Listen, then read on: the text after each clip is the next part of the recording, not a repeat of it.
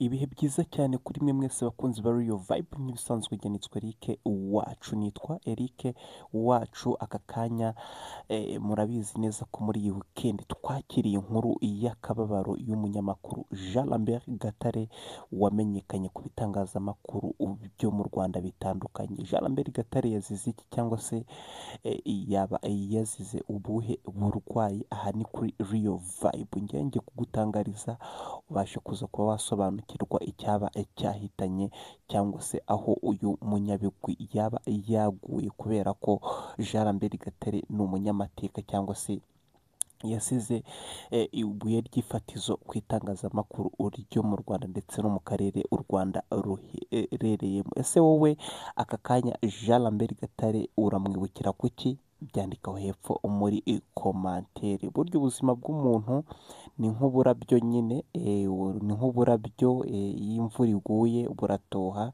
izuba ryava bugahunguka bwose bugashirira hasi. Niryo jambo nababwira aka kanya, cyangwa se musanzwe mubizi, nko kubibutsa.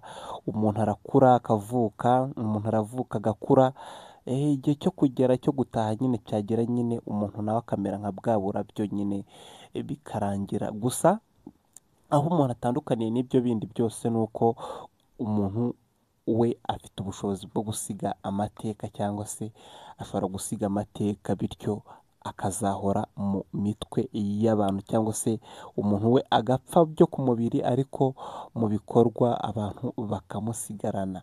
Jean Lambert Gatare bivugwa ko yari amaze igihe arwaye, arwariye mu Rwanda.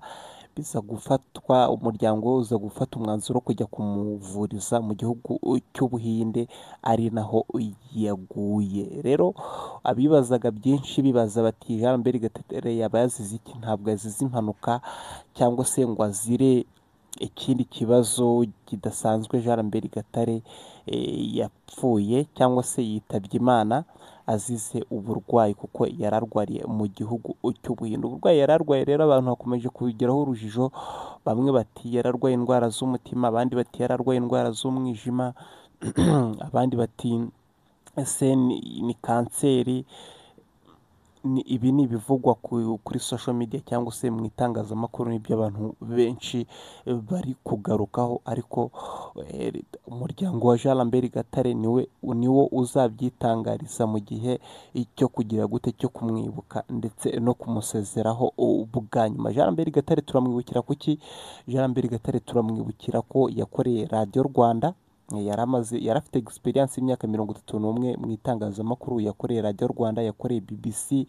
Muribuka ko yakoreye radiyo Rwanda ndetse na BBC ari umuripota wazo Arusha, mu gihe baburanyaga imanza mpuzamahanga mu rukiko rwari rwarashyiriweho u Rwanda, rwakoreraga Arusha, rwaburanishaga imanza za gacaca. Yakoreye radiyo Rwanda ndetse na BBC.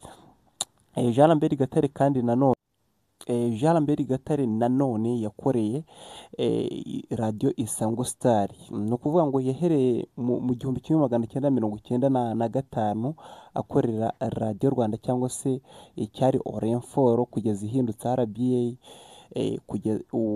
Ayikorera guhera 1995 kugeza umwaka w'2011. Mu mwaka w'2011 rero yahise ajya gukorera radiyo Isango Star, amaze naho mu mwaka w'2020 atangira kuba umwanditsi w'ikinyamakuru Rushyashya.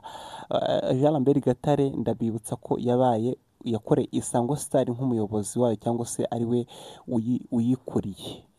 Ibi ukwiye kubimenya neza. Jean Lambert Gatare amwibukira kuki? Jean Lambert Gatare ngenda mwibukira ko kuba nta muntu wigeze wogeza umupira ku rwego rushimishije kuri mikoro za radiyo Rwanda uzigera apfundura imishumi y'umunyamakuru Jean Lambert Gatare. Jean Lambert Gatare nta munyamakuru cyangwa se nta muntu n'umwe aka kanya nayo numva ukora publicité, ku buryo mvuga nti iyi publicité ishobora guhigika publicité zose Jean Lambert Gatare yaba yarakoze. Jean Lambert Gatare wowe uramwibukira kuki? Nimba nawe hari icyo umwibukiraho rero wabyandikaho hepfo muri comment. Njye nk'ibisanzwe nitwa Eric Wacu, nifurije iruhuko ridashira umunyamakuru Jean Lambert Gatare no kwihangana.